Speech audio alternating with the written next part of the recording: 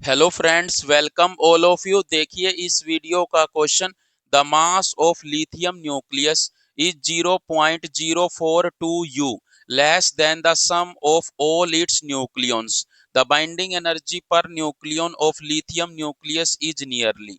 Means कह रहा है कि बाइंडिंग एनर्जी बताइए per nucleon of lithium nucleus. Lithium nucleus का मास नंबर कितना है? 7 है। और जितना मास नंबर होता है उतने ही न्यूक्लियंस होते हैं न्यूक्लियस के अंदर। सो आपसे binding energy per nucleon means इस न्यूक्लियस की टोटल बाइंडिंग एनर्जी निकालेंगे और उसको मास नंबर ए से डिवाइड कर देंगे। और ए कितना है? 7 है। सो हमारा काम क्या होगा? बाइंडिंग एनर्जी निकालना होगा इस न्यूक्लियस की और उसको 7 से डिवाइड कर देंगे तो हमें आंसर मिल जाएगा। बट बाइंडिंग एनर्जी हम कैसे निकालेंगे?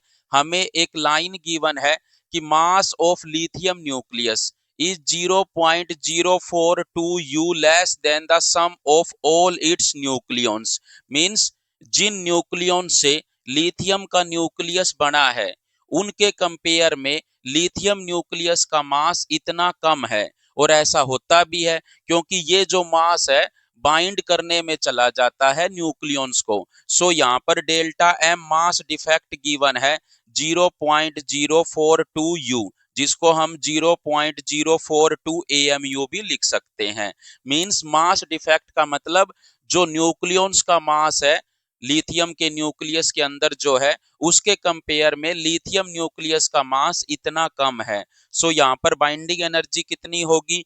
डेल्टा एम इंटू में सी स्क्वायर। डेल्टा एम की ये वैल्यू है, यहाँ पे रख दी, इंटू में सी स्क्वायर।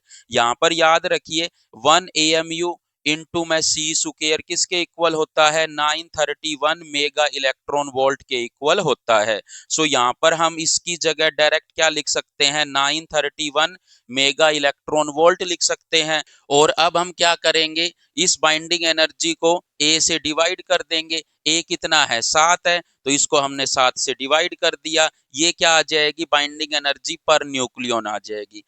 अब देखिए क्या करेंगे, इसको हम 42 बटे में 1000 लिख सकते हैं। नीचे 7 है, ऊपर 931 है। ये 7 छीक 42 होते हैं तो कट जाएगा।